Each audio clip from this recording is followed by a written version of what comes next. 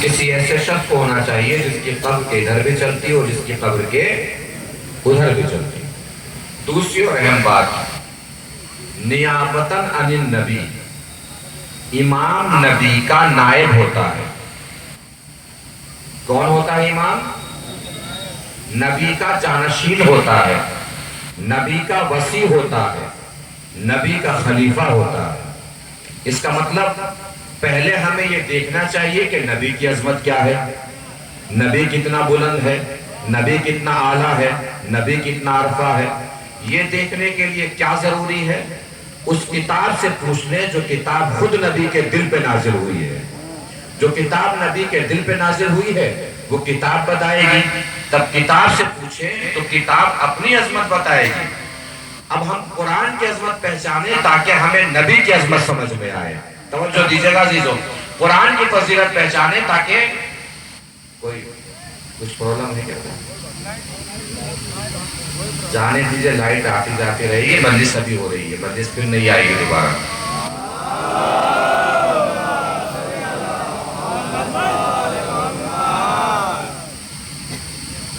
نبی کی عظمت، نبی کی فضیلت، نبی کی بلندی کیسے پہچانے؟ اس قرآن کی عظمت دیکھیں جو قرآن نبی کے دل پہ نازل ہوا ہے۔ وہ قرآن کتنا بڑا ہے، وہ قرآن کتنا اعلیٰ ہے، وہ قرآن کتنا عرفہ ہے، وہ قرآن کتنا اونچا ہے، وہ قرآن کتنا بزرگ ہے، وہ قرآن کتنا بالا ہے۔ تو قرآن مجید سے پوچھیں قرآن مجید کی عظمت، قرآن مجید کی عظمت سمجھ میں آ جائے گی تو اس نبی کی عظمت بھی سمجھ میں آ جائے گی جس کے دل پہ قرآن نازل ہوا ہے۔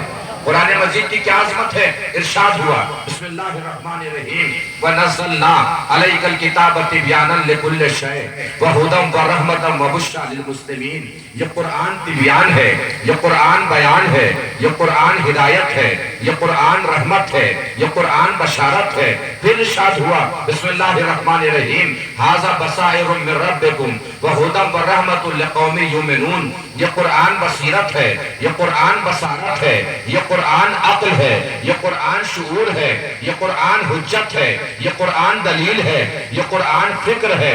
پھر ارشاد ہوا بسم اللہ الرحمن الرحیم وَنُنَزِّلُ مِنَ الْقُرْآنِ مَا هُوَ شِفَاءٌ وَرَحْمَةٌ لِّلْمُؤْمِنِينَ۔ یہ قرآن شفا ہے، یہ قرآن مشکل کشا ہے۔ پھر ارشاد ہوا بسم اللہ الرحمن الرحیم فَمَنْ حَاجَّكَ فِيهِ مِن بَعْدِ مَا جَاءَكَ مِنَ الْعِلْمِ۔ یہ قرآن علم ہے۔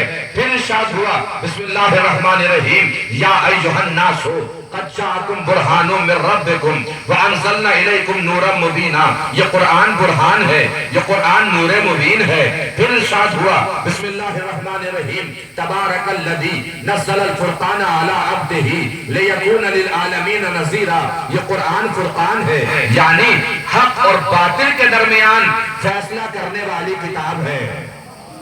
محسوس فرما رہے ہیں؟ پھر ارشاد ہوا بسم اللہ الرحمن الرحیم ذالک امر اللہ انزلہ الیکم۔ یہ قرآن امر ہے۔ پھر ارشاد ہوا بسم اللہ الرحمن الرحیم انہ لقرآن کریم۔ یہ قرآن کریم ہے۔ پھر ارشاد ہوا والقرآن العظیم۔ یہ قرآن عظیم ہے۔ پھر ارشاد ہوا انا نحن نزلنا الذکر وانا لہ لحافظون۔ یہ قرآن ذکر ہے۔ اتنے سارے فضائل اللہ قرآن مجید کے بیان کر رہا ہے۔ کیا بیان کر رہا ہے؟ یہ قرآن کے بیان ہے، یہ قرآن بیان ہے، یہ قرآن ہدایت ہے، یہ قرآن رحمت ہے، یہ قرآن بشارت ہے، یہ قرآن بصارت ہے، یہ قرآن عقل ہے، یہ قرآن شعور ہے، یہ قرآن حجت ہے، یہ قرآن دلیل ہے، یہ قرآن فکر ہے، یہ قرآن ذکر ہے، یہ قرآن کریم ہے، یہ قرآن عظیم ہے، یہ قرآن نور مبین ہے، یہ قرآن فرقان ہے، یہ قرآن ہے۔ اتنی ساری فضیلتیں بیان کرنے کے بعد اب اللہ ارشاد فرما رہا ہے قرآنً عربیًا غیر ذی عوج۔ اس قرآن میں کسی طریقے کا عیب نہیں ہے۔ مجھے ایمانداری سے بتائیے، میں ممبر پر آؤں اور معاذ اللہ سننا معاذ اللہ سننا معاذ اللہ قرآن میں کوئی عیب نکالنا شروع کروں، آپ میں سے کتنے لوگ برداشت کر لیں گے؟ کھینچ نہیں لیں گے ممبر سے؟ کیا کہیں گے؟ کافر ہو گیا، مسلمان نہیں رہا۔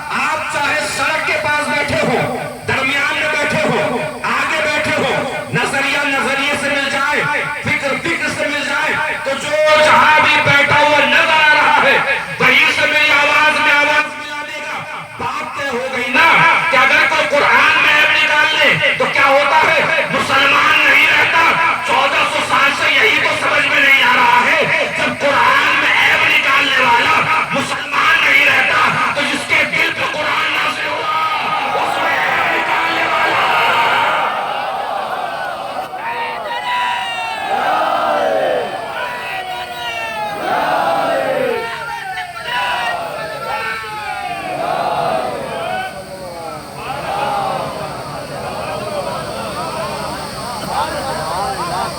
جب قرآن میں عیب نکالنے والا مسلمان نہیں رہتا تو جس کے دل پہ قرآن نازل ہوا اس میں عیب نکالنے والا خلیفۃ المسلمین کیسے ہو جاتا ہے؟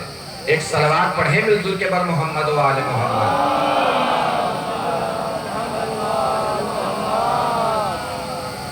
تو اتنا بڑا نبی، اتنا بڑا پیغمبر، امام نبی کا نائب ہوتا ہے۔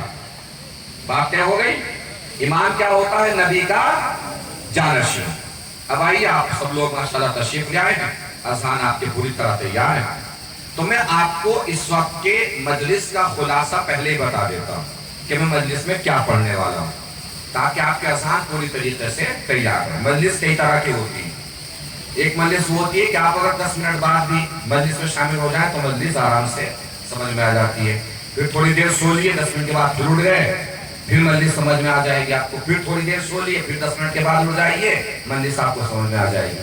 ایک مجلس وہ ہوتی ہے جس میں شروع سے لے کے آخر تک آپ کو ٹک ٹکی باندھ کے دیکھنا پڑتا ہے، اور ہر لفظ، ہر حرف پر خصوصی توجہ کرنی پڑتی ہے، اس لیے کہ مجلس کا ہر پیغام اور ہر موڑ اہم ہوتا ہے۔ اب میں آپ کو 3 منزل میں اس وقت کی گفتگو آپ کے سامنے پیش کروں گا۔ پہلی منزل، امام کون ہوتا ہے؟ کیا بتایا میں نے؟ نبی کا جانشین ہوتا ہے۔ پہلی منزل میں بتاؤں گا کہ یہ نبی کا جانشین، نبی کا خلیفہ اور نبی کا وصی کس خاندان سے ہوتا ہے۔ قرآن مجید سے ثابت کروں گا، تاریخ سے ثابت کروں گا، پہلی منزل میں۔ دوسری منزل، آخری نبی کے خاندان کا وہ کون سا سرا اور حصہ ہے جس میں اللہ نے خلافت و امامت کو رکھا ہے۔ تیسری منزل، اسی خاندان میں امامت کو کیوں رکھا، کیسے رکھا۔ بات مکمل ہو جائے گی، مجلس تمام ہو جائے گی۔ پہلی منزل اب ہم یہاں پہ کلیئر کرتے ہیں کہ نبی کا جانشین، نبی کا خلیفہ، نبی کا وصی کس خاندان سے ہوتا ہے۔ پوری طرح تیار ہے نا ایک دم؟ آئیے، یہ میں اپنا نظریہ نہیں، قرآنی نظریہ آپ کو سنا رہا ہوں۔ اللہ نے جب بھی کسی بھی نبی کا خلیفہ بنایا، آخری نبی کی بات نہیں ہو رہی ہے، کسی بھی نبی کا جب بھی خلیفہ بنایا ہے، نبی کے گھر والوں کو بنایا ہے، باہر والوں کو نہیں بنایا ہے۔ جملہ بدل دو تاکہ آپ کے اذان اور قریب ہو جائے۔ اللہ نے جب بھی کسی بھی نبی کا وصی بنایا ہے تو نبی کی اولاد کو بنایا ہے، اصحاب کو نہیں بنایا ہے۔ یہ میں نے دعویٰ کیا ہے، اس کی دلیل میں قرآن مجید سے دوں گا، پھر تاریخی احوال سے، قرآن حالات سے میں آپ کے سامنے دلیل پیش کروں گا۔ قرآن مجید کی طرف چلتے ہیں۔ دعویٰ کیا ہے؟ نبی کی اولاد نبی کی خلافت کی حقدار ہے، نبی کے اصحاب نبی کی خلافت کی حقدار نہیں ہے۔ ارشاد ہوا، بسم اللہ الرحمن الرحیم، ان اللہ اصطفیٰ آدم و نوحا و آل ابراہیم و آل عمران علی العالمین۔ اللہ نے آدم کو چنا، نوح کو چنا، اور ابراہیم کی اولاد کو چنا، عمران کی اولاد کو چنا۔ یہاں بھی اولاد کا تذکرہ ہے، اصحاب کا تذکرہ نہیں ہے۔ پھر ارشاد ہوا، بسم اللہ الرحمن الرحیم، وَلَقَدْ أَرْسَلْنَا نُوحًا وَإِبْرَاهِيمَ وَجَعَلْنَا فِي ذُرِّيَّتِهِمَا النُّبُوَّةَ وَالْكِتَابَ۔ ہم نے نوح کو رسول بنا کر بھیجا، ابراہیم کو رسول بنا کر بھیجا، اور ان دونوں کی اولاد میں ہم نے نبوت کو بھی رکھا، کتاب کو بھی رکھا۔ یہاں بھی اولاد کا تذکرہ ہے، اصحاب کا تذکرہ نہیں ہے۔ پھر ارشاد ہوا، بسم اللہ الرحمن الرحیم، وَوَهَبْنَا لَهُ إِسْحَاقَ وَيَعْقُوبَ كُلًّا هَدَيْنَا وَنُوحًا هَدَيْنَا مِن قَبْلُ۔ اللہ نے ابراہیم کو اسحاق جیسا بیٹا دیا، یعقوب جیسا پوتا دیا، ان کو ہدایت دی، نوح کو پہلے ہی ہدایت دی۔ اس کے بعد اللہ نے بہت سارے نبیوں کے نام لیے، موسیٰ، عیسیٰ، داؤد، ہارون، الیسع، زکریا۔ اس کے بعد اللہ ارشاد فرما رہا ہے، وَمِنْ إِخْوَانِهِمْ وَذُرِّيَّاتِهِمْ وَاسْتَبَيْنَاهُمْ وَهَدَيْنَاهُمْ إِلَىٰ صِرَاطٍ مُسْتَقِيمٍ۔ اور اللہ نے جب بھی ان نبیوں کا خلیفہ بنانا ہوا، جب بھی نبیوں کا خلیفہ بنانا ہوا تو ان نبیوں کا خلیفہ یا نبیوں کے بھائی کو بنایا یا نبیوں کے بیٹوں کو بنایا۔ اللہ جانے کون پہنچا ہے کون رہ گیا۔ میں نے تو قرآنی قاعدہ آپ کے سامنے کھول کے رکھ دیا ہے، یعنی قرآنی قاعدہ ہے کہ اللہ جب بھی نبی کا وصی بنائے گا یا نبی کے بھائی کو بنائے گا یا نبی کے بیٹوں کو بنائے گا یا نبی کے بھائی کو بنائے گا یا نبی کے بیٹوں کو بنائے گا۔ یہ تھی قرآن مجید کی آیات۔ اب آ جائیے تاریخی واقعات کی طرف۔ اللہ نے آدم کا وصی، آدم کے بیٹے شیش کو بنایا۔ کس کو بنایا؟ کس کو؟ شیش کو نہیں، آدم کے بیٹے شیش کو۔ شیش ہونے کی وجہ سے خلیفہ نہیں بنے، آدم کے بیٹے ہونے کی وجہ سے خلیفہ بنے۔ سلامت رہیے۔ آدم کا خلیفہ کسے بنایا؟ آدم کے بیٹے شیش کو۔ شیش کا وصی شیش کے بیٹے انوش کو بنایا۔ انوش کا وصی انوش کے بیٹے قینان کو بنایا۔ قینان کا وصی قینان کے بیٹے مہلائل کو بنایا۔ مہلائل کا وصی مہلائل کے بیٹے یوارد کو بنایا۔ یوارد کا وصی یوارد کے بیٹے ادریس کو بنایا۔ ادریس کا وصی ادریس کے بیٹے متوشلہ کو بنایا۔ متوشلہ کا وصی متوشلہ کے بیٹے لمک کو بنایا۔ لمک کا وصی لمک کے بیٹے نوح کو بنایا۔ یہ تھی بیٹوں کی بات۔ اور جب اللہ نے موسیٰ کا وصی بنایا تو موسیٰ کے بھائی ہارون کو بنا دیا۔ نہیں پہنچی بات؟ آخری پر تک توجہ، جہاں بھی بیٹھے ہیں وہیں سے اگر تاریخ کا منظر پہنچ جائے تو وہیں سے ہاتھ اٹھا دیجیے گا، پوری طاقت سے پڑھنے جا رہا ہوں۔ اس کا مطلب تاریخی حالات بھی گواہ ہیں، قرآنی آیات بھی گواہ ہیں کہ اللہ نے جب بھی نبی کا وصی بنایا یا نبی کے بیٹوں کو یا نبی کے بھائی کو یا نبی کے بیٹوں کو یا نبی کے بھائی کو۔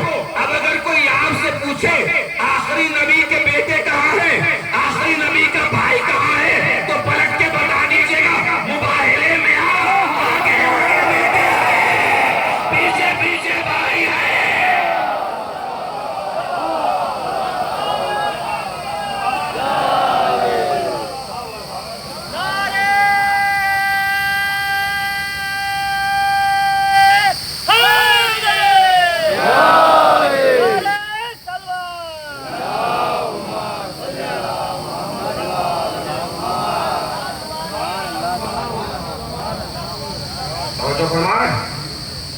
باتیں ہو گئی، کتنی باتیں طے ہو گئی؟ ایک منزل۔ خلافت کس خاندان میں رہے گی؟ نبی کے خاندان میں۔ باتیں ہو گئی نا؟ امام کون ہوتا ہے؟ نبی کا خلیفہ، نبی کا جانشین، نبی کا وصی جو امام ہوتا ہے۔ اس کا مطلب امام جب بھی بنے گا آخری نبی کے خاندان والا ہی بنے گا۔ آخری نبی کا خاندان تو بہت بڑا ہے۔ اب اگر کوئی آپ سے کھڑے ہو کے بول دے کہ بھئی میں امام ہوں تو مان لیجئے گا؟ وہ کہے کہ میں تو نبی کے خاندان سے ہوں، مجھے امام مانیے۔ قاعدے کے مطابق تو ماننا چاہیے، نہیں ماننا چاہیے۔ اب یہاں پہ ہمیں دیکھنا ہے کہ نبی کا خاندان تو بہت بڑا ہے، مگر نبی کے خاندان کا وہ کون سا سرا اور حصہ ہے جس میں اللہ نے امامت کو رکھا ہے۔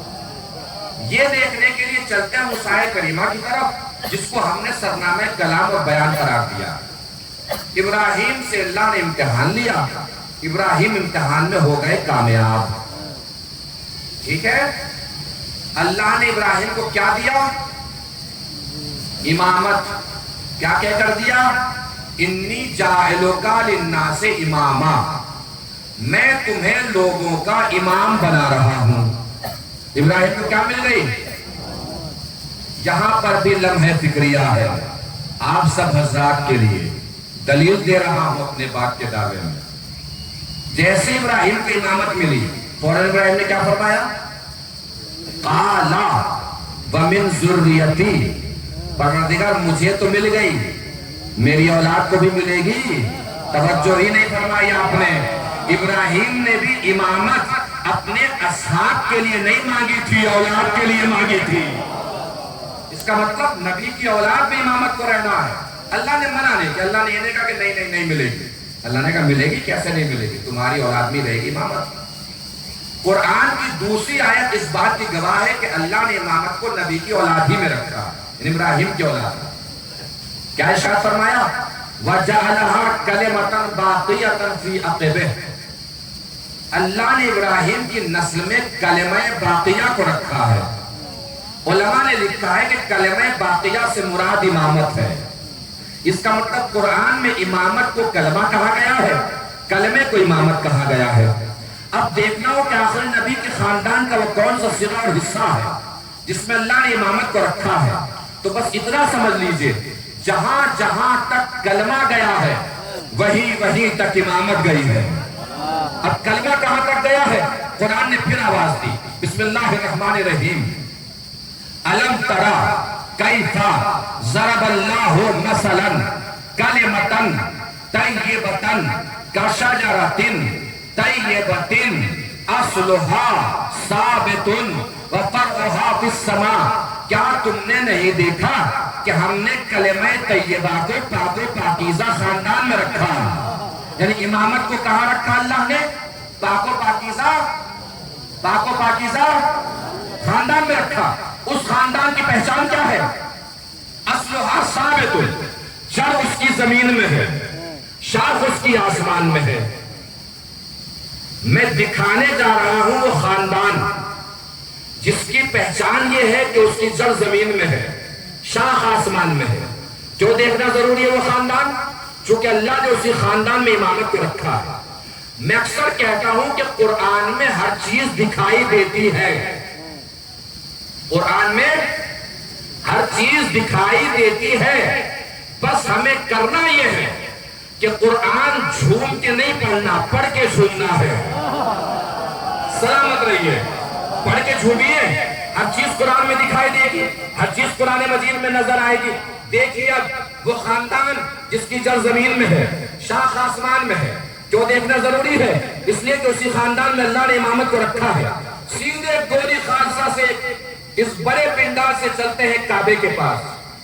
چاروں طرف بت لگے ہوئے ہیں. نبی علی سے فرما رہے ہیں یا علی بتوں کو توڑنا ہے، یا تم اپنے کاندھے جھکا لو یا میں اپنے کاندھے جھکا لیتا ہوں. مولا نے پلٹ کے فرمایا یا نبی اللہ میں اپنے کاندھے جھکاتا ہوں، آپ میرے کاندھے پر سوار ہو کے بتوں کو توڑ دیجئے. علی نے اپنے کاندھے جھکائے، نبی کے قدم فرش سے اٹھے. ادھر نبی کے قدم نے فرش کو چھوڑا، ادھر جبرائیل امین نے عرش کو چھوڑا. سیدھے کعبے کے پاس آئے. یا نبی اللہ مرضی آپ کی ہے، علی کے دوش پہ قدم رکھیں یا رہنے دیں، مگر دوش علی پہ قدم رکھنے سے پہلے علی کو مکمل دیکھ لیجئے. علی بس علی نہیں ہے، اس کے ہاتھ ید اللہ، اس کی ہاتھ عین اللہ، اس کا چہرہ وجہ اللہ.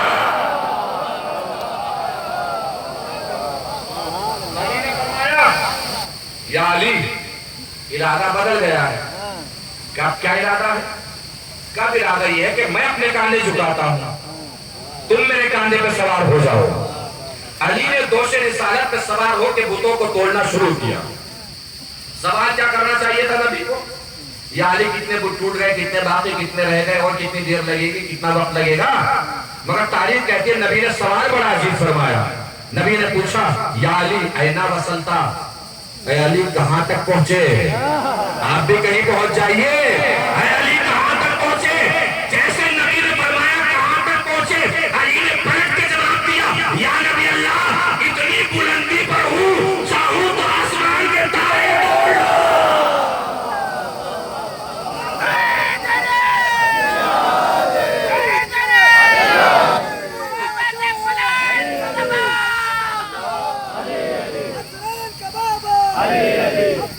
ملکے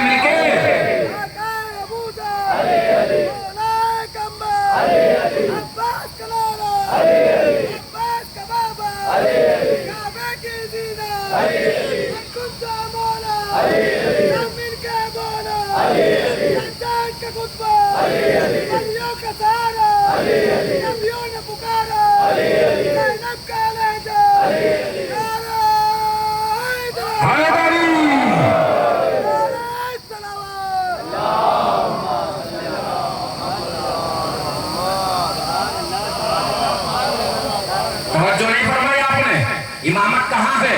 پاک و پاکیزہ خاندان میں. پہچان کیا ہے؟ جڑ زمین میں، شاخ آسمان میں. نبی پوچھ رہے ہیں کہاں تک پہنچے؟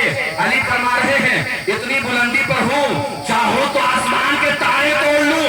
آواز کبریائی دیکھو پاک و پاکیزہ خاندان جڑ زمین میں ہے، شاخ آسمان میں ہے.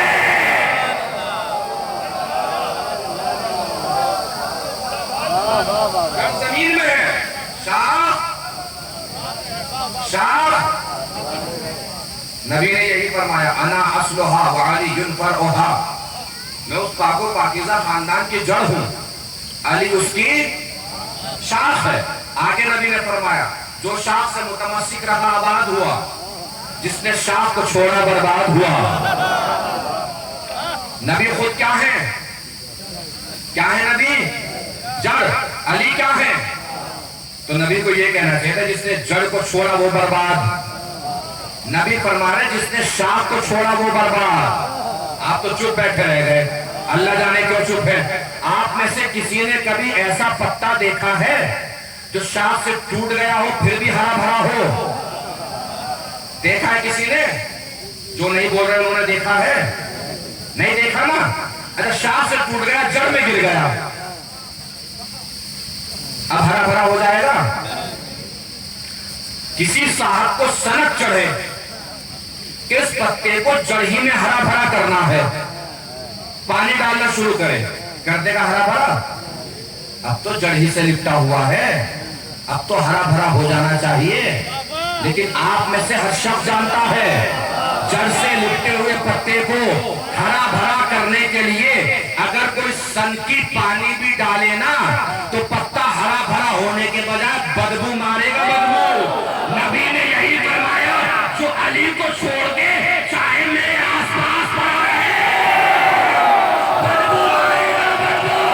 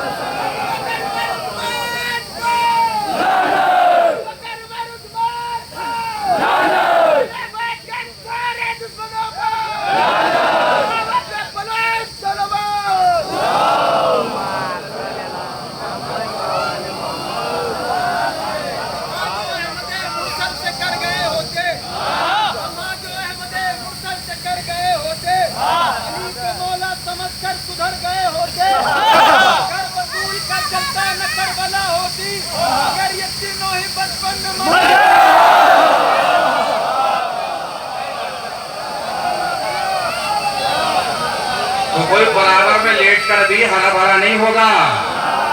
علی کو چھوڑ دیا ہے چاہے کتنا بھی برابر میں پڑے رہو. امام جعفر صادق علیہ السلام کے شاگرد ہیں، چھٹے امام کے شاگرد فضال بن حسن. کیا نام ہے؟ فضال بن حسن.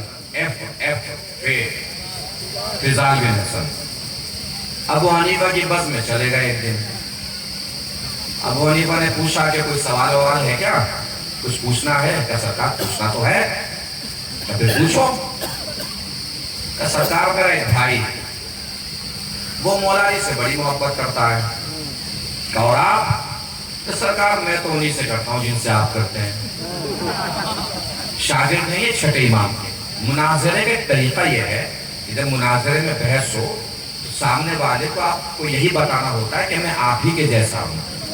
جب سامنے والا کھلتا ہے، اگر پہلے بتا دیجیے گا کہ میں آپ کا دشمن ہوں تو سامنے والا کھلے گا ہی نہیں، وہ بحث ہی کیوں کرے گا آپ سے. انہوں نے کہا کہ سرکار میں تو انہی کو مانتا ہوں جن کو آپ مانتے ہیں. کہ سر پھر بات کیا ہے، سوال کیا ہے؟ سرکار روزانہ میرے بھائی سے بحث ہوتی ہے. وہ کہتا ہے علی افضل، میں کہتا ہوں یہ دونوں افضل. کہ پھر؟ کہ سرکار روزانہ ہار جاتا ہوں. کوئی ایسا پوائنٹ بتائیے کہ اگر میرے بھائی سے بحث ہو تو میں ثابت کر سکوں کہ یہ دونوں افضل ہیں، علی افضل نہیں. کہ بس اتنی سی بات؟ تو سرکار بات تو اتنی سی ہے مگر سالوں گزر گئے ہیں جیت نہیں ملی ہے۔ ابو حنیفہ نے کہا کہ اگر تمہارے بھائی سے بحث ہو تو ان دونوں کی افضلیت کو ثابت کرنے کے لیے بس تم ایک بات دلیل دے دینا۔ کیا دلیل؟ کہ علی بہت دور دفن ہے، یہ دونوں نبی کے پڑوس میں دفن ہے، آس پاس دفن ہے، ان کی افضلیت کے لیے یہی بات کافی ہے۔ فضال بن حسن نے کہا سرکار میں نے بالکل یہی کہا تھا، مگر سرکار اس نے تو ٹکا سا جواب دے دیا۔ کہا کیا جواب دیا؟ کہا جیسے میں نے کہا نا یہ دونوں نبی کے آس پاس دفن اس لیے افضل ہے، تو میرے بھائی نے مجھ سے پوچھ لیا کہ یار پہلے یہ بتاؤ جس جگہ پہ یہ دفن ہے یہ ان کی اپنی زمین ہے؟ سلامت رہی، جس جگہ پہ یہ دفن ہے یہ ان کی اپنی زمین ہے؟ کہا اگر تمہارا بھائی تم سے کہے کہ ان کی اپنی زمین ہے تو اپنے بھائی سے کہنا کہ ان کی اپنی زمین تو نہیں ہے، مگر ان کی بیٹیاں نبی کی بیویاں تھیں، نبی کی زمین وراثت میں ان کو ملی بیٹیوں کو، یہ اپنی بیٹیوں کی وراثت میں دفن ہے۔ فضال بن حسن نے کہا سرکار میں نے بالکل یہی کہا تھا جو آپ نے کہا، مگر سرکار میرے بھائی نے تو پھر ٹکا سا جواب دے دیا۔ کہ اس بار کیا جواب دیا؟ کہ میرے بھائی نے مجھ سے کہا یار جب تمہارے نظریے سے نبی کی اپنی بیٹی نبی کی وارث نہیں ہو سکتی تو ان کی بیٹیاں نبی کی وارث کیسے ہو جائیں گی؟ ابو حنیفہ نے کہا لوگوں سے اسے نکال کے باہر کرو، یہ رافضی ہے، ہمارا لباس پہن کے آیا ہے، نکال کے باہر تو کر دیا، مگر فضال بن حسن مسلمانوں کے سامنے بس دو راستے چھوڑ کر گئے ہیں، یہاں سے لے کے اسٹیج سے لے کے اور وہ سڑک کے کنارے جو لوگ بیٹھے ہیں ادھر بائیں طرف دائیں طرف اٹھے ہوئے ہاتھ بولتی ہوئی زبانیں، میری خطابت کو داد نہیں، شہزادی زہرا کے لیے بلند ہونے والے ہاتھ ہوں گے، ان کی وکالت میں کھلنے والی زبانیں ہوں گی، جس میں جتنی طاقت اور قوت ہے، جس کے ہاتھوں میں جتنی طاقت ہے، جس کے پیروں میں جتنی طاقت ہے، جس کے زبان میں جتنی طاقت ہے، پورے قد کے ساتھ اور پوری طاقت کے ساتھ میں اکثر کہتا ہوں جس کے دل میں شہزادی زہرا کی جتنی عظمت جلوہ گر ہے، جملہ بدل رہا ہوں، جس کے دل میں شہزادی کے دشمن کی جتنی نفرت ہے، پوری قوت اور طاقت کے ساتھ شہزادی کی وکالت کے لیے ہاتھ بلند کرنے ہیں، لہجے بلند کرنے ہیں، جتنے بھی افراد یہاں موجود ہیں۔ کیا کہا فضال نے؟ بھئی جب نبی کی اپنی بیٹی نبی کی وارث نہیں ہو سکتی تو یہ اپنی بیٹی کی بیٹیاں نبی کی وارث کیسے ہو جائیں گی؟ فضال بن حسن کو نکال کے باہر تو کر دیا، مگر مسلمانوں کے پاس بس اب دو ہی راستے بچے ہیں، یا تو زہرا کو پھٹک دے دیں یا اپنے مردے اکھاڑ کے کہیں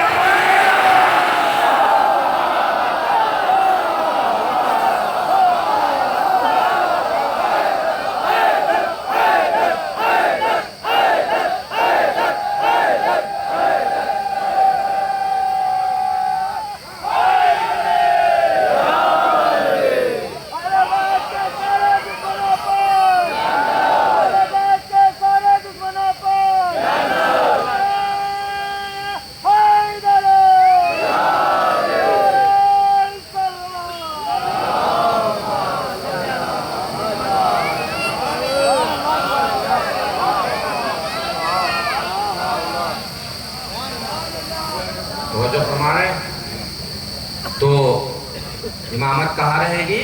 نبی کے خاندان میں۔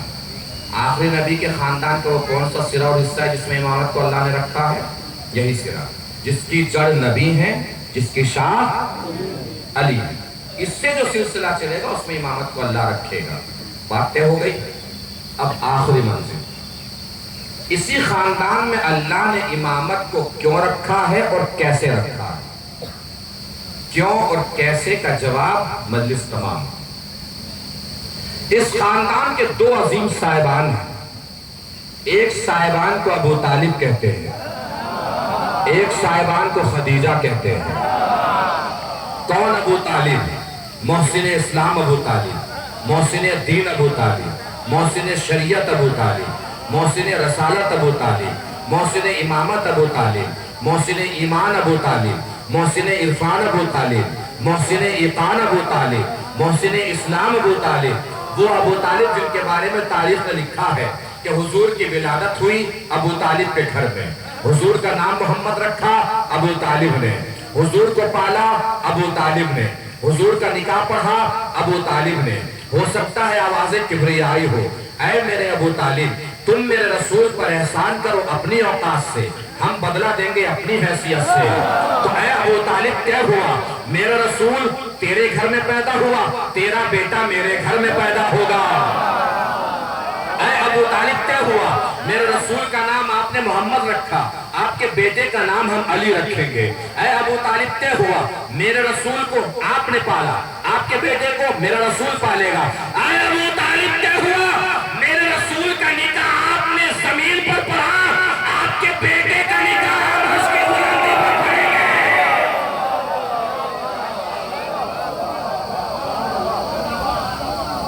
دوسری خاتون، دوسری محسنہ جناب خدیجہ۔ کون خدیجہ؟ بعد وفات جناب خدیجہ بھی رسول سب سے زیادہ جس کا تذکرہ کرتے تھے وہ جناب خدیجہ تھا۔ کہیں جاتے تھے جناب خدیجہ کا تذکرہ کرتے ہوئے جاتے تھے، کہیں سے آتے تھے جناب خدیجہ کا تذکرہ کرتے ہوئے آتے تھے۔ اتنا تذکرہ کرتے تھے، اتنا تذکرہ کرتے تھے کہ بہت سے لوگ تو اس تذکرے سے چڑھنے بھی لگے تھے۔ جو جو جناب خدیجہ کے تذکرے سے چڑھتا تھا تاریخ نے ان سب کے نام بھی لکھے ہیں، مگر میں اکثر کہتا ہوں کہ ہم نام لینا منبر سے ضروری نہیں ہوتا، اس لیے کہ بہت سے نام زبان کا ذائقہ خراب کر دیتے ہیں۔ ایک دن بول بیٹھے یا نبی اللہ یہ آپ کو کیا ہو جاتا ہے ہر وقت خدیجہ کا تذکرہ، حالانکہ خدیجہ سے بہتر خواتین بھی آپ کو ملی ہیں۔ حضور نے فرمایا لا واللہ نہیں، قسم خدا کی نہیں، مجھے خدیجہ سے بہتر کوئی عورت ملی ہی نہیں، اس لیے کہ جب ساری دنیا کافر تھی خدیجہ مجھ پر ایمان لائی، جب ساری دنیا مجھے جھٹلا رہی تھی خدیجہ نے میری تصدیق فرمائی، جب ساری دنیا مجھے طعنہ ابتر دے رہی تھی اللہ نے خدیجہ کے ذریعے مجھے نسل کوثر عطا فرمائی۔ کس کا تذکرہ ہو رہا ہے؟ جناب خدیجہ کا۔ تو جناب خدیجہ کا تذکرہ کم سے کم آپ لوگ یہ سوچ کر سنا کیجئے کہ تذکرہ صرف آپ ہی کے ہاں ہوتا ہے، کہیں اور تو ہوتا نہیں ہے۔ تو اس تذکرے کو کم سے کم یہاں تو تشنا نہیں رہنا چاہیے، یہاں تو پیاسا نہیں رہنا چاہیے۔ آخری فرق تک جس کو لگتا ہے کہ اس کی رگوں کے دوڑتے ہوئے لہو میں جناب خدیجہ کے نمک کا تھوڑا سا بھی احسان ہے، پوری طاقت سے میری خطابت کو نہیں خدیجہ کی عظمت کو سلام کرے گا، پوری طاقت سمیٹ لیجئے گا، میں روایت مکمل کرنے جا رہا ہوں۔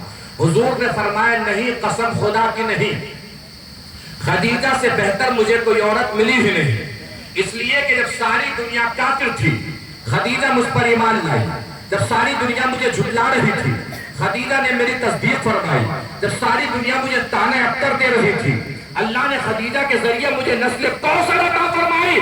اور آگے نبی نے فرمایا جب ساری دنیا مجھ سے اپنا مال چھپا رہی تھی خدیجہ مجھ پہ اپنا مال لٹا رہی تھی۔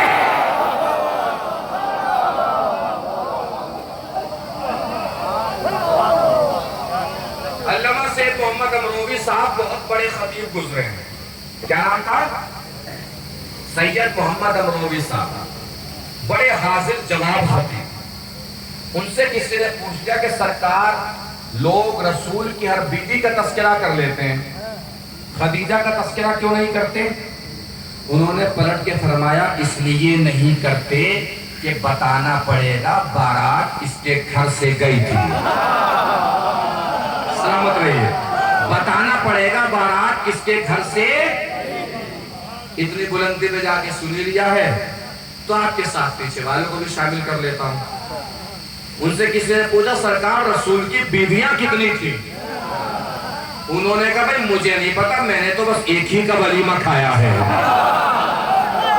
مجھے نہیں پتا، میں نے تو بس ایک ہی کا ولیمہ کھایا ہے۔ بارات گئی ہے، بارات خدیجہ کی بارات گئی ہے، بارات رسول خدیجہ کو لینے در خدیجہ پہ گئے ہیں، دل نہیں کر رہا ہے جناب خدیجہ کی عظمت کو سلام کرنے کا، تو کھل کے بیان کروں کون अव्वल, खल्क़ अव्वल, खुल्क़ अव्वल, नूर अव्वल, अक़ल अव्वल, शुऊर अव्वल, फ़िक्र अव्वल, ज़िक्र अव्वल लेने जा रहा है खदीजा को खदीजा के दरवाजे पर। अब भी जो चुप बैठे हैं, अल्लाह जाने क्यों चुप बैठे हैं, बिल्कुल खुल के बयान करो। ये कौन गया है रसूल खदीजा को लेने खदीजा के दरवाजे पर? अरे ये वो रसूल गया है जो रसूल कभी आयत लेने गया, कभी सूरा लेने गया, कभी कुरान लेने गया।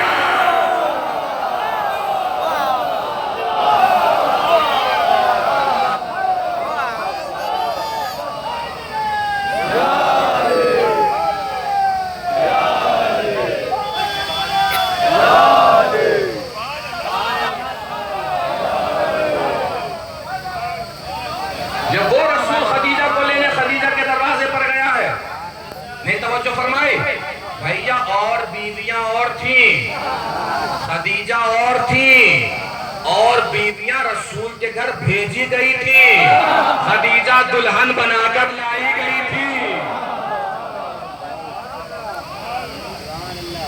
बारात पहुंची, जनाब खदीजा को पता चला कि मक्के की सारी औरतें नाराज हैं। भूले तो नहीं हो उन्वान, इसी खानदान में अल्लाह ने इमामत को क्यों रखा, कैसे रखा, बस तारीख के हवाले से जवाब देने जा रहा हूं, बात तमाम हो जाएगी इंशाअल्लाह। खदीजा को पता चला सारी मक्के की औरतें, ये शादी में नाराजगी वाला चक्कर 1400 साल पुराना है। पूरे साल बैठक पे बैठ के हुक्का पीने वाला शादी के टाइम रूठ जाएगा। अब उससे मनाइए, वो तो सोचे बैठा है, आ जाए वो पहाड़ के नीचे। जब तक नाक न रगड़वा लूं मानूंगा नहीं। दूसरों की नाक अपने सामने रगड़वाने वाला, अपनी नाक दूसरों के सामने रगड़ने वाला कुछ भी हो सकता है, अहले बैत का चाहने वाला नहीं हो सकता।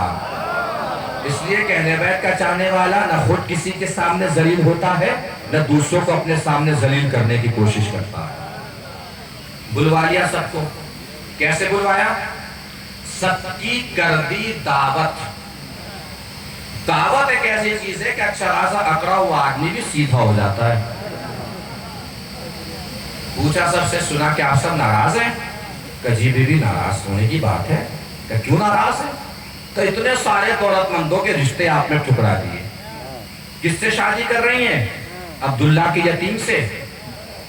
जितनी मुझ में ताकत होगी बिल्कुल उसके उलट आहिस्ता से पढ़ूंगा, लेकिन जितनी आप में ताकत है जनाब खदीजा के जवाब को सलाम कीजिएगा अगर रूह ईमानी खुल के सामने आ जाए। अरब की उन बद्दू औरतों ने जैसे ही कहा, किससे शादी कर रहे हैं? अब्दुल्ला के यतीम से। अरे इतने सारे दौलतमंदों के रिश्ते आपने ठुकरा दिए। जनाब खदीजा ने ज़ेर-ए-लब तबस्सुम सजा के फरमाया, पहले तो मुझे ये बताओ, इतने सारे दौलतमंदों में से मुझसे बड़ा दौलतमंद कौन था? सलामत रहिए, जीते रहिए। पहले तो मुझे ये बताओ, इतने सारे दौलतमंदों में से मुझसे बड़ा दौलतमंद कौन था? फिर मुझे बताओ कि जिससे मैं शादी करने जा रही हूँ उससे बड़ा साबित कौन है, उससे बड़ा अमीन कौन है, उससे बड़ा साहिब किरदार कौन है? मामला ठीक होने वाले थे कि खाला अम्मा बिगड़ गई। मामला जब भी ठीक रहे होते हैं तो ठीक होने वाले होते हैं ना, तो मर्दों में एक अब्बा ऐसे होते हैं जिसे मामला ठीक होते वक्त ही बिगड़ते हैं, और औरतों में खाला अम्मा ऐसी होती हैं जब मामला ठीक होने वाला होता है बिगड़ जाते हैं। मेरे होते मामला ठीक नहीं होने दूंगा, मेरे मरने के बाद चाहे जो करते रहना। बुजुर्गान सब मेरे सर का ताज है, अल्लाह इनको तूल उम्र इनायत फरमाए। मैं अपने बच्चों से अर्ज कर रहा हूँ कि समाज में हमेशा आपका नाम उस फहरिस्त में होना चाहिए जो फितना दबाते हैं, उस फहरिस्त में नहीं होना चाहिए जो फितना फैलाते हैं। फितना फैलाने वाले लोगों में कभी आपका नाम नहीं होना चाहिए, फितना दबाने वाले लोगों में आपका नाम होना चाहिए। वो खाला अम्मा बिगड़ गई, उन्होंने बिगड़ के कहा, खदीजा कैसी बात कर रही हो? अरे किससे शादी कर रही हो? हमने आपके बाप का जमाना देखा, आपके बाप का सर का ताज आसमान से मिलता था। हमारे यहाँ मुहावरा बोला जाता है, बच्चों के जहन में भी होगा, جب کوئی زیادہ بلندی پہ جانے لگتا ہے اس کے بارے میں کہا جاتا ہے زیادہ ہی ہواؤں میں اڑ رہا ہے. کہا جاتا ہے یہ عربی محاورہ ہے. عربی میں کہا جاتا ہے کہ اس کے سر کا تاج آسمان سے مل رہا ہے. ابھی تک کی ساری گفتگو ایک طرف, یہ جملہ ایک طرف. یہ جملہ نہیں ہے, جناب خدیجہ کا یقین ہے.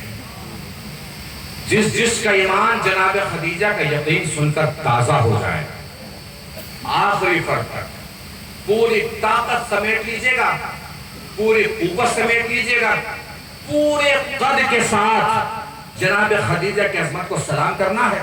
چونکہ ہمارے قد چھوٹے ہیں, خدیجہ کی عظمت بہت آگے ہے. جس کا جتنا قد ہے پورے قد کے ساتھ جناب خدیجہ کی عظمت کو سلام کرے گا. عرب کی اس بدو عورت نے جیسے ہی کہا خدیجہ ناراض ہونے والی بات ہے, ارے کس سے شادی کر رہے ہو؟ ہم نے آپ کے باپ کا زمانہ دیکھا ہے, آپ کے باپ کا سر کا تاج آسمان سے ملتا تھا. جناب خدیجہ نے پلٹ کے فرمایا پیچھے ہٹ, ایک دن دیکھ لینا میرے باپ کے سر کا تاج آسمان سے ملتا تھا, میرے پیروں کے شوہر کی جوتیاں ہاتھ سے لے.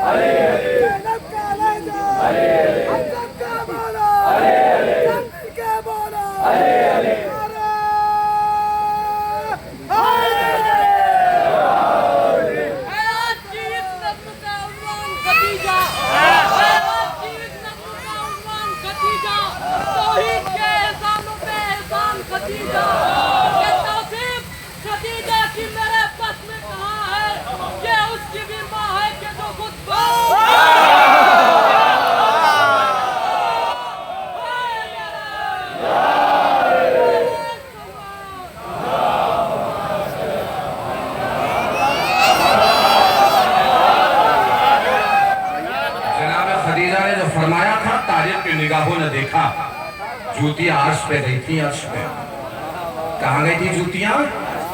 کہاں؟ اس دنیا میں سب سے اونچی جگہ کیا ہے؟ اور نبی کی جوتیاں کہاں تھی؟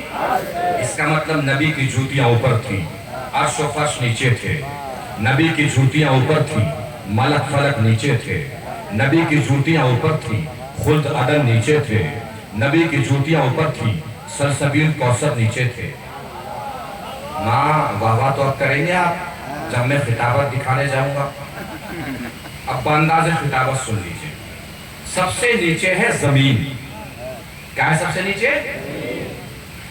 زمین کے اوپر ہے پہلا آسمان. زمین اور پہلے آسمان کے درمیان 500 سال کے سفر کا فاصلہ ہے. مطلب ایک گھڑ سوار تیز گھوڑے پہ سوار ہو کے چلنا شروع کرے, 500 سال تک راستہ جتنا طے ہوگا, یہ فاصلہ ہے زمین اور پہلے آسمان کے بیچ میں. پہلے آسمان کا نام برقیہ ہے. پہلے آسمان کے اوپر ہے دوسرا آسمان جس کا نام قیدوم ہے. دوسرے آسمان کے اوپر ہے تیسرا آسمان جس کا نام ماعون ہے. اس کے اوپر ہے چوتھا آسمان, اس کے اوپر ہے پانچواں آسمان, اس کے اوپر ہے چھٹا آسمان, اس کے اوپر ہے ساتواں آسمان, اس کے اوپر ہے خلا. خلا کے اوپر ہے بادل جس کا رنگ ہے سرمئی, جس کی لمبائی چوڑائی اتنی ہے جتنی زمین سے ساتواں آسمان. اس سرمئی کلر کے بادل کے اوپر جنت الماوا ہے. جنت الماوا کے اوپر سدرت المنتہا ہے. سدرت المنتہا کے اوپر حجاب حمد ہے. حجاب حمد کے اوپر حجاب رفعت ہے. حجاب رفعت کے اوپر حجاب عظمت ہے. حجاب عظمت کے اوپر حجاب شوکت ہے. حجاب شوکت کے اوپر حجاب جبروت ہے. حجاب جبروت کے اوپر حجاب صبر ہے. حجاب صبر کے اوپر حجاب رضا ہے، حجاب رضا کے اوپر حجاب حلم ہے، حجاب حلم کے اوپر حجاب علم ہے، حجاب علم کے اوپر کرسی ہے، کرسی کے اوپر عرش ہے، عرش کے اوپر نبی کی جوتیاں ہیں۔ نہیں پہنچی بات؟ نہیں توجہ فرمائی؟ زمین کے اوپر آسمان، پھر دوسرا، پھر تیسرا، پھر چوتھا، پھر پانچواں، پھر چھٹا، پھر ساتواں، اس کے اوپر خلا، خلا کے اوپر بادل، بادل کے اوپر جنت الماوا، جنت الماوا کے اوپر سدرۃ المنتہا، سدرۃ المنتہا کے اوپر حجاب حمد، پھر حجاب رفعت، پھر حجاب عظمت، پھر حجاب شوکت، پھر حجاب جبروت، پھر حجاب صبر، پھر حجاب رضا، پھر حجاب حیا، پھر حجاب علم، پھر حجاب علم، اس کے اوپر کرسی، کرسی کے اوپر عرش، عرش کے اوپر نبی کی جوتیاں، جوتوں کے اوپر نبی کی پنڈلیاں، نبی کی پنڈلیوں کے اوپر نبی کا زانو، نبی کے زانو پر نبی کی کمر، نبی کی کمر کے اوپر نبی کا بازو، نبی کے بازو پر نبی کا کاندھا۔ سوچو کتنا بڑا ہوگا جو نبی کے کاندھوں پہ کھڑا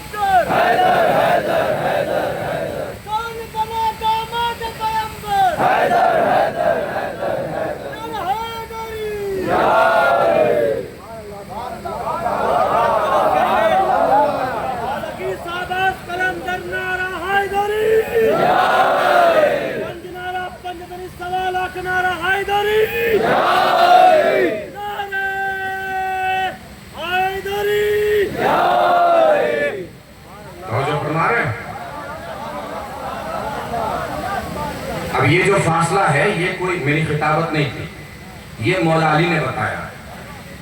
مولا علی مسجد کوفہ میں خطبہ دے رہے تھے اور خطبہ دیتے دیتے فرمایا کہ جب نبی معراج کے لیے نکلے تو بستر سے نکلے، برابر میں ایک برتن رکھا تھا جس میں پانی تھا، ہاتھ نبی کا اس برتن پہ لگا، پانی ڈھلک گیا، باہر نکلے، دروازہ کھولا، دروازے میں کنڈی تھی، کنڈی ہل رہی تھی۔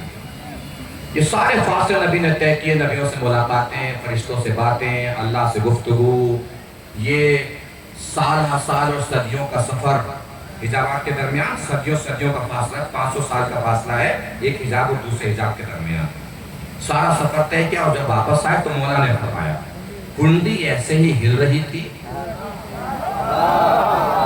بستر ایسے ہی گرم تھا، پانی ایسے ہی چل رہا تھا۔ ایک شخص کھڑا ہوا درمیان سے، اس کا ایمان متزلزل ہو گیا، اس نے کہا یار ٹھیک ہے چھوڑ لے آگے، اور اتنی لمبی اتنی لمبی چھوڑ رہا ہے کوئی، کہ بستر گرم تھا، کنڈی چل رہی تھی، پانی بہ رہا تھا۔ اس نے اٹھ کے منہ بنایا اور منہ بنا کے چل دیا۔ دل کا حال علی پڑھ لیتا ہے، جو دل کا حال نہ پڑھے وہ علی نہیں ہوتے۔ علی ہے ہی وہ جو دل کا حال پڑھ لے۔ منہ بنا کے چل گیا، گھر پہنچا، بیوی آٹا گوندھ رہی تھی، پانی نہیں تھا، اس سے کہا شوہر سے کہ ذرا پانی بھر کے لے آؤ چشمے سے۔ یہ شوہر خرامہ ٹہلتا پرسکون انداز میں قدم بڑھاتا پانی کے چشمے کے قریب پہنچا، ٹھنڈا بہتا ہوا پانی دیکھا، گرمی کی حرارت محسوس ہوئی، سوچا لاؤ ایک ڈبکی ہی لگا لے۔ اس سے کیا پتا قسمت میں کیا لکھا ہے، آگے کیا ہونے والا ہے۔ ڈبکی لگائی، گیا تو محترم تھا،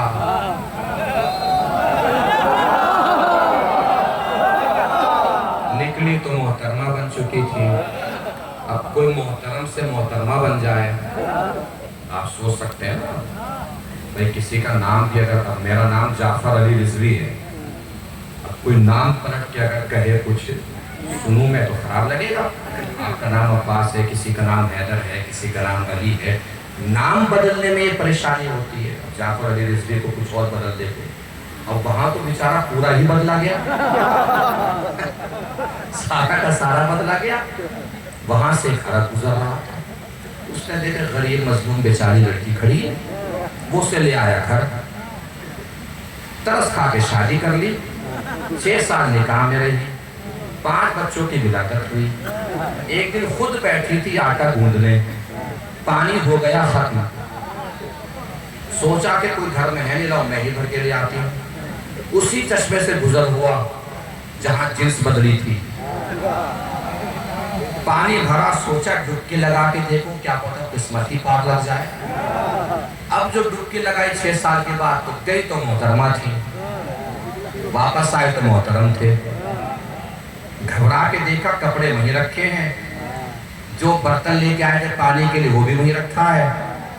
برتن اٹھایا، پانی بھرا، گھر دوڑے، دیکھا بیوی ایسے ہی آٹا گوندھ رہی ہے، پانی کا انتظار کر رہی ہے۔ گھبرا کے دوڑا مسجد کوفہ میں پہنچا، دیکھا علی ایسے خطبہ دے رہے ہیں۔ علی نے اس منافق کو آتے ہوئے دیکھا، مسکرا کے اشارہ کر کے فرمایا اب تو میرا سمجھ میں آ گیا۔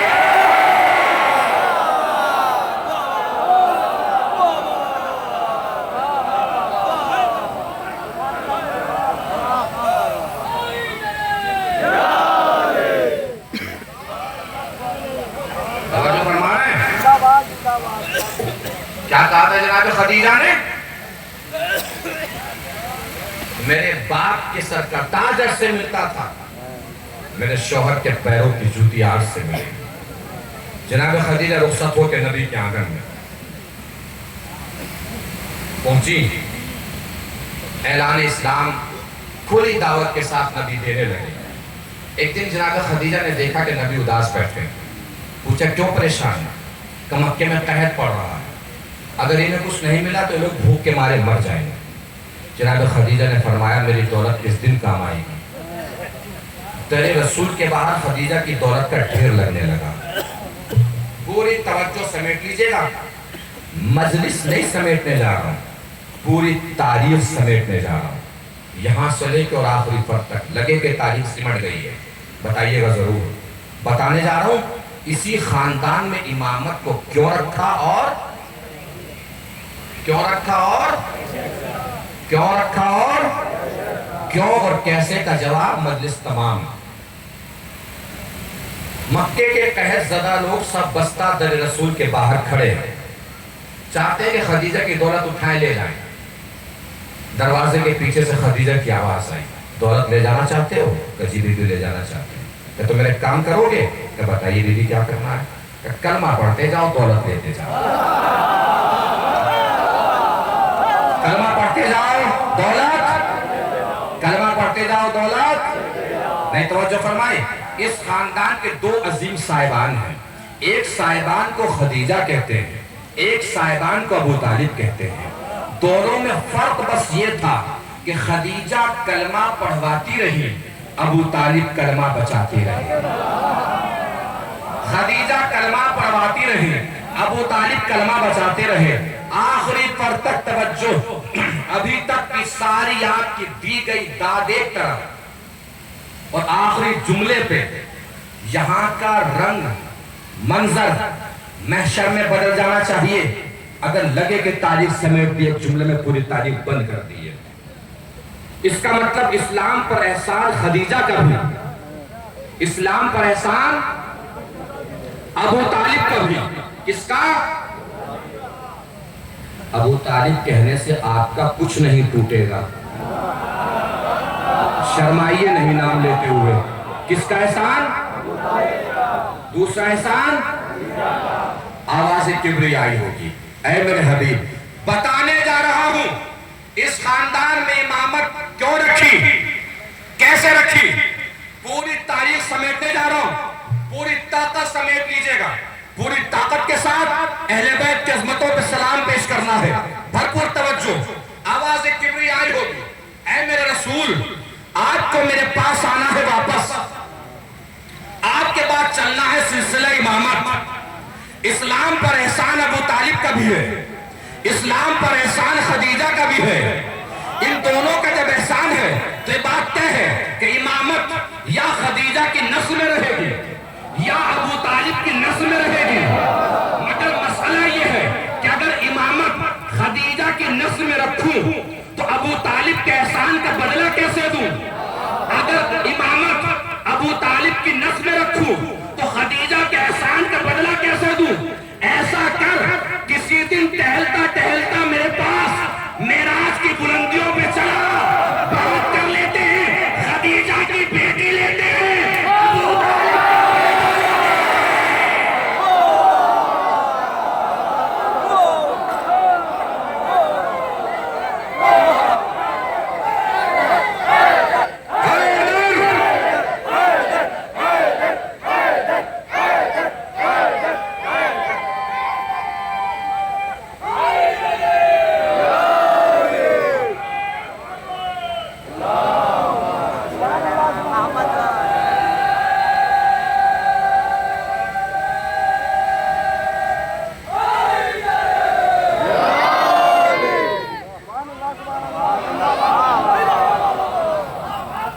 پھر ان دونوں کو ملا دیتے ہیں تاکہ کچھ نسل ابو طالب کا بدلہ بھی اتر سکے, احسان ابو طالب کا بدلہ بھی اتر سکے, کچھ احسان خدیجہ کا بدلہ بھی اتر سکے.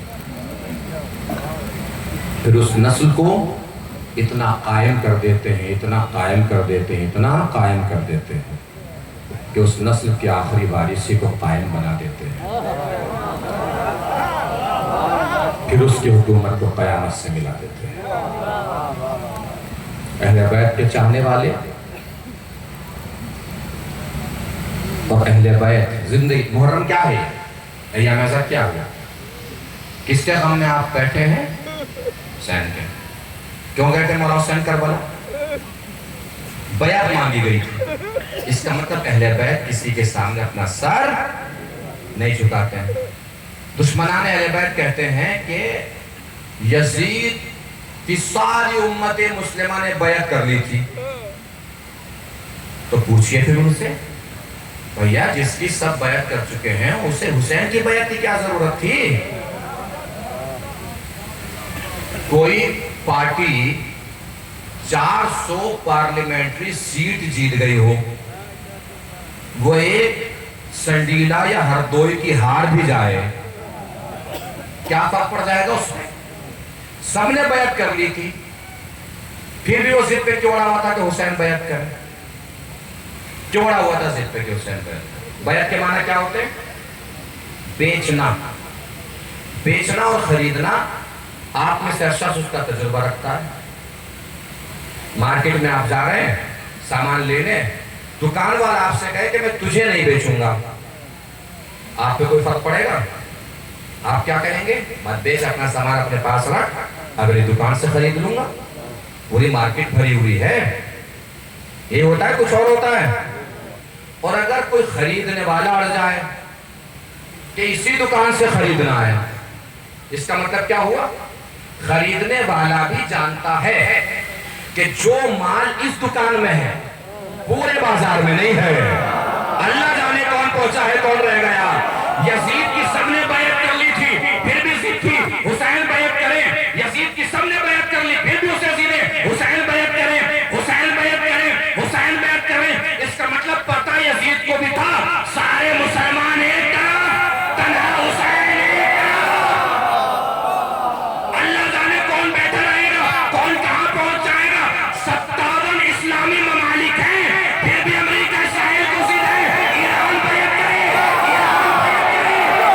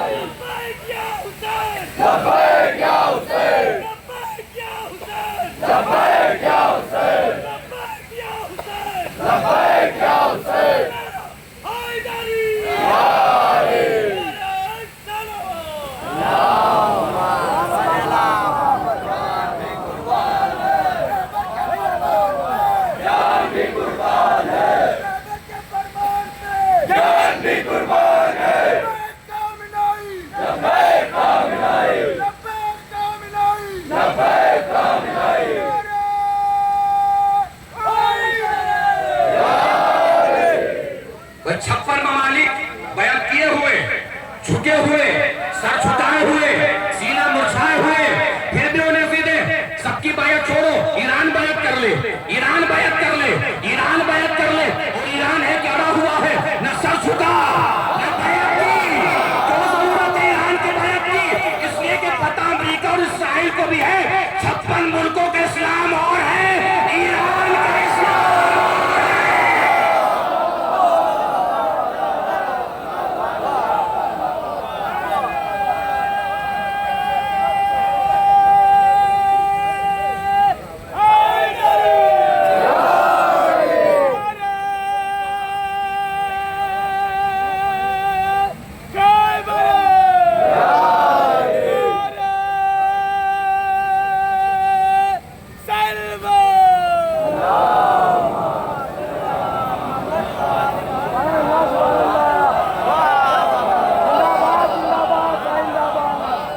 وہ 85 سال کا بوڑھا جسے لوگوں نے بوڑھا سمجھا، اتنا جوان بن کے نکلا، اسرائیل کو مارا، اس کے گھر میں گھس کے مارا، امریکہ کو مارا، اس کے گھر میں گھس کے مارا، گھر کا مطلب جہاں جہاں اس کے بیس بنے ہوئے تھے۔ اچھا آپ نے دیکھا ہے، نظر رکھی 12 دن کی جنگ پہ، نیوز خبروں سے پوری طرح واقف ہیں۔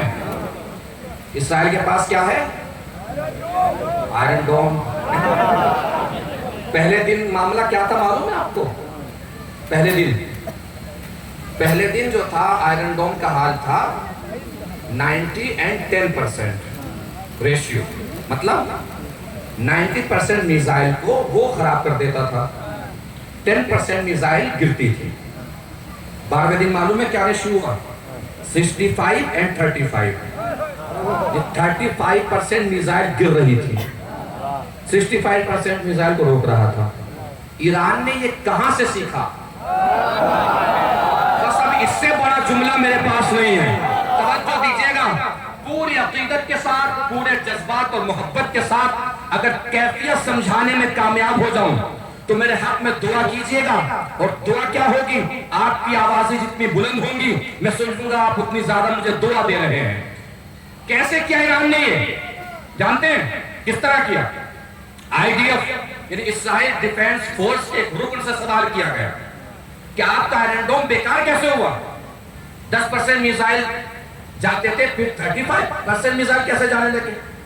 اس نے کہا کہ ایران نے جس طریقے سے منصوبہ بندی کی اسے ہم سمجھ ہی نہیں پائے۔ منصوبہ بندی کیا کی ایران نے؟ سنیں میرے جوان بھائی، نوجوان بھائی، کیا منصوبہ بندی کی ایران نے منصوبہ بندی یہ کی کہ پہلے جاتی تھی میزائلیں، کیا جاتی تھی؟ میزائلیں جاتی تھی، میزائلوں کے ساتھ بم جاتے تھے، آئرن ڈوم ان کو روکنے میں لگتا تھا، پیچھے سے ایران مارتا تھا بیلسٹک میزائل۔ توجہ دیجئے گا عزیزو، کیا مارتا تھا؟ Ballistic missile. آئرن ڈوم لگا ہوا تھا ان میزائلوں میں اور بموں میں، پیچھے سے بیلسٹک میزائل پڑتی تھی، اسے سمجھ میں نہیں آتا تھا کیسے روکے، چونکہ وہ تو اس میں ہے۔ کہاں سے سیکھا ایران نے منصوبہ؟ کربلا سے پہنچے تو بتائیے گا۔ یزید نے اپنے سارے آئرن ڈوم کربلا میں لگا دیے، حسین نے سینک کو شام بھیج دیا۔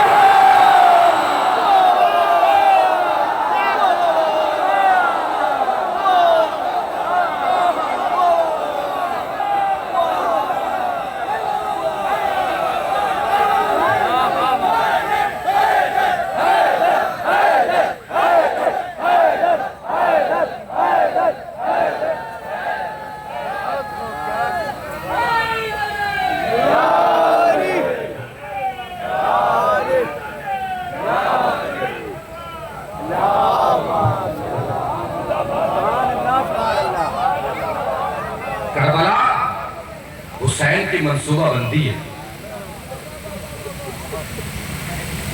حسین نے پوری پلاننگ کے ساتھ کربلا جیتی ہے۔ جس کو جہاں جہاں ہونا تھا حسین نے اسے وہاں وہاں رکھا۔ جہاں اسلحہ کے گلے کی ضرورت تھی وہاں اسلحہ کا گلا رکھا۔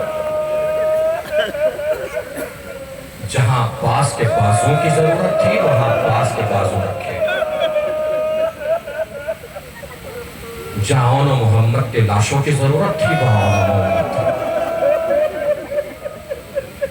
اور جہاں اکبر کے سینے کی ضرورت تھی وہاں حسین نے اکبر کا سینہ۔ 11 محرم ہے، عموماً 11 محرم میں اسیران اہل حرم کے حال کے واقعات پڑھے جاتے ہیں، مگر ادھر کی طرف رخ چلا گیا ہے تو میں اسی کو مکمل کر دیتا ہوں آپ سب سے معذرت کے ساتھ۔ اکبر کا سینہ پیش کرنا اتنا آسان نہیں ہے، تو یہ ضعیف باپوں سے پوچھے جو صاحبان اولاد ہیں، آسان تھا اکبر کا سینہ پیش کرنا حسین کی؟ کتنی محبت کرتے تھے حسین علی اکبر سے، جانتے ہیں کتنی محبت کرتے؟ ایک شخص آیا آ کے کہتا ہے کہ مولا چھٹے مان کے پاس کہ مولا ایسا لگتا ہے کربلا میں حسین نے ہر جگہ صبر سے کام کیا، مگر ایک جگہ لگتا ہے کہ حسین کے ہاتھوں سے کاموں نے صبر چھوٹ گیا۔ چھٹے مان طرف کے کھڑے ہو گئے، بھائی تجھے پتا بھی ہے تو بول کیا رہا ہے؟ کہ مولا معاف کیجئے گا، جو مجھے محسوس ہوا میں نے بتا دیا۔ کہاں لگا تجھے؟ وہ کہتا ہے کہ جب بھی کسی شہید کو رخصت کیا حسین نے کسی کے پیچھے پیچھے نہیں گئے، لیکن جب اکبر کو رخصت کیا ہے نا تو اکبر کے پیچھے پیچھے چلے۔ چھٹے امام نے پوچھا بھائی تو آ کہاں سے رہا ہے؟ اس نے کہا میں حج کر کے آ رہا ہوں۔ کہ حج کے سارے ارکان انجام دیے؟ اس نے کہا انجام دیے۔ کہ قربانی پیش کی؟ اس نے کہا ہاں پیش کی۔ کہ قربانی کا قاعدہ تجھے پتا ہے؟ کیا قاعدہ ہے قربانی کا؟ کہ مولا قربانی آگے آگے چلتی ہے، قربانی دینے والا پیچھے پیچھے چلتا ہے۔ مولا نے فرمایا کربلا میں اکبر حسین کی قربانی تھا، اس لیے اکبر آگے آگے چل رہا تھا، حسین پیچھے پیچھے چل رہے تھے۔ اکبر نے جب محسوس کیا نا پیچھے سے بابا آ رہے ہیں، تب بابا آپ تو اجازت دے چکے تھے، اب کیوں آ رہے ہیں؟ حسین نے ہر صاحب اولاد کے دل کی آواز کربلا میں بلند کی، اے میرے لال کاش کہ تم صاحب اولاد ہوتے۔ اب جو اکبر کو رخصت کیا تو حسین نے ایک جملہ ارشاد فرمایا، بیٹا اکبر جب تک سامنے رہنا پیچھے پلٹ پلٹ کے دیکھتے رہنا۔ راہ کوفہ و شام میں شمر ملون امام سجاد کے پاس آتا ہے، تازیانے مارنے لگتا ہے۔ جب تازیانے مارتا مارتا تھک جاتا ہے مولا پوچھتے ہیں کہ اب تو بتا دے تازیانے مار کیوں رہا تھا؟ اس نے کہا کہ جس نیزے پر ہم نے حسین کا سر سوار کیا اس نیزے پہ حسین کا سر نہیں ہے، تم بتاؤ کہاں ہے تمہارے بابا کا سر؟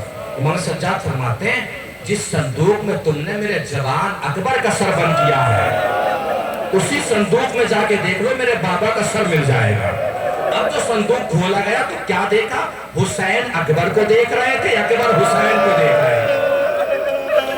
شمر واپس آئے کہ آپ کو پتا ہے کہ ہم نے اکبر کا سر صندوق میں کیوں بند کیا تھا؟ بتائیے ذرا، اس سوال کا جواب دیجئے کہ کیوں بند کیا تھا؟ کہ اکبر کا نیزہ ہم جہاں بھی رکھتے تھے اس کے اوپر سر رکھتے تھے، ادھر بھی اکبر کا چہرہ ہوتا تھا، پلٹ پلٹ کے حسین کو دیکھتا تھا، پلٹ پلٹ کے حسین کو دیکھتا تھا۔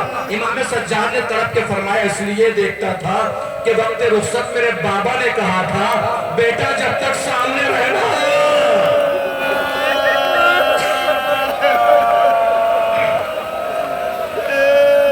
پلٹ پلٹ کے دیکھتے رہنا۔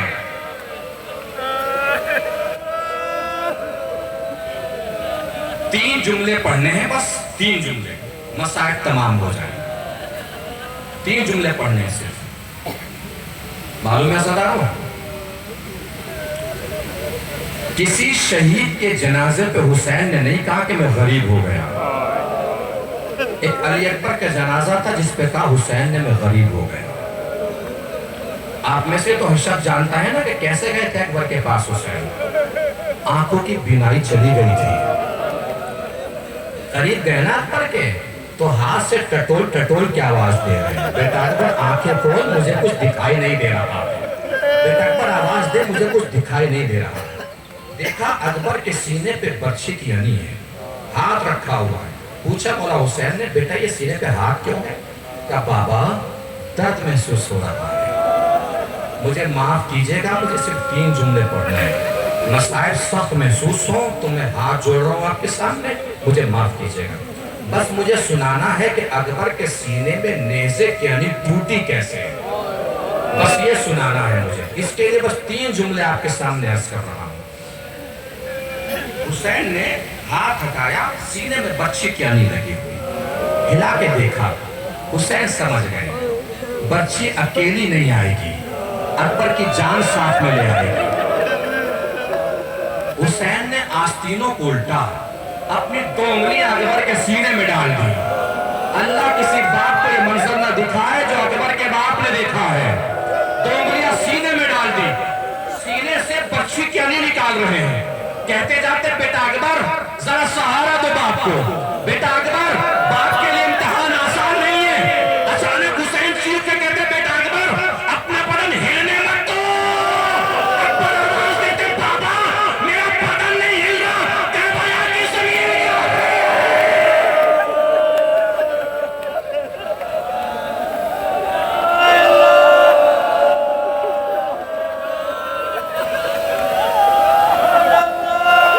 اکبر کے لاشے پہ حسین نے کہا کہ میں غریب ہو گیا.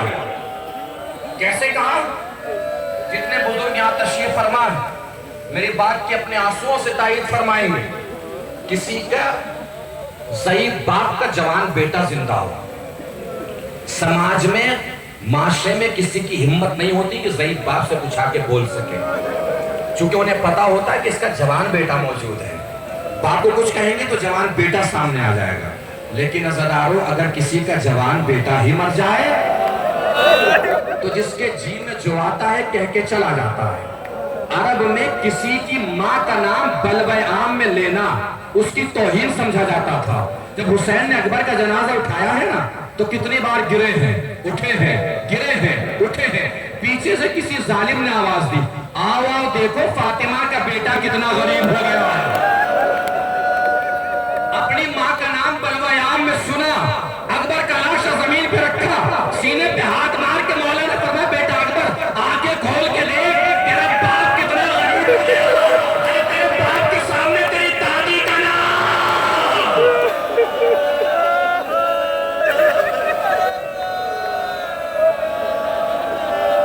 میری مائیں بہنیں بیٹیاں پردے کے پیچھے ہیں. آپ میں سے اس بات کی اشد تائید کرے گا کہ باپ اپنے بیٹے سے چاہے جتنی محبت کر لے ایک ماں سے زیادہ نہیں کر سکتا. اگر اکبر کے لیے آپ یہ نہ کہہ سکے کہ لیلا زیادہ کرتی تھی تو یہ تو ماننا پڑے گا نا کہ جتنی حسین کرتے ہوں گے اتنی لیلا کرتی ہوں گی. حسین کتنی کرتے تھے آپ کو بتا دیا نا. جب سنی ہے اکبر کی آواز حسین کی آنکھوں کی بینائی چلی گئی.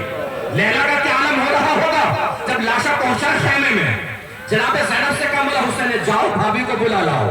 جناب زینب پہنچی, کیا دیکھا لیلا سجدہ شکر میں ہے. واپس آ گئی, کچھ دیر کے بعد پھر گئی. اب کیا دیکھا جانتے ہیں جناب زینب نے؟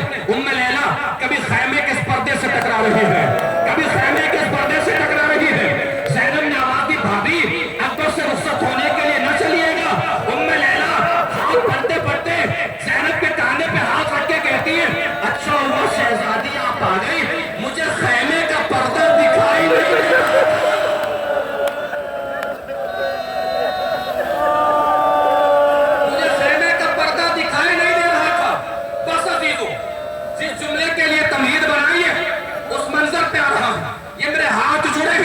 مسائب سخت ہو تو مجھے معاف کیجئے گا, جوان اپنے برابر والوں کو دیکھتے رہے, حال خیر ہو تو بھی مجھے معاف کر دیجئے گا. کیسے لگی اکبر کے سینے پہ سینہ؟ کس نے مارا خنجر, کس نے مارا نیزہ اکبر کے سینے پر؟ نام سنا ہوگا آپ نے, کیا نام تھا؟ حسین ابن نمیر. کیا نام تھا؟ علامہ عبد الرزاق موسوی المکرم نے مقتل لکھا جسے مقتل مکرم کہا جاتا ہے. بڑا مشہور مقتل ہے ان کا. اس میں انہوں نے نیزہ مارنے والے کا ایک اور نام لکھا ہے مرہ ابن منقذ.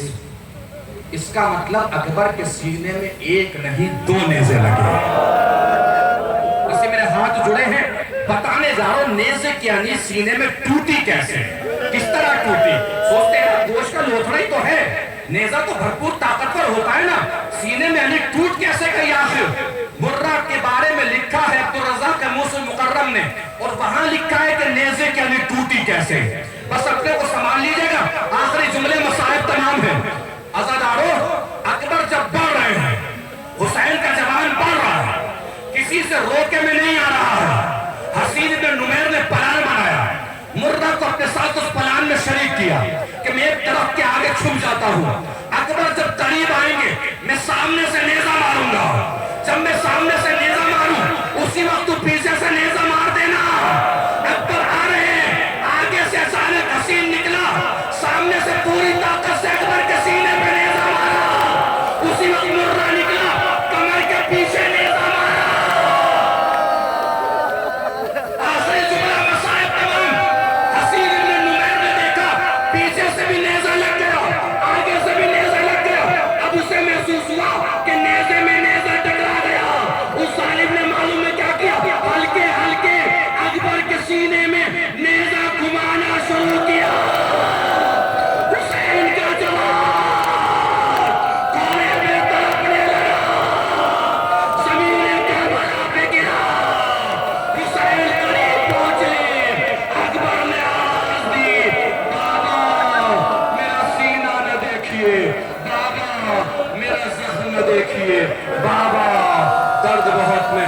ہو رہا ہے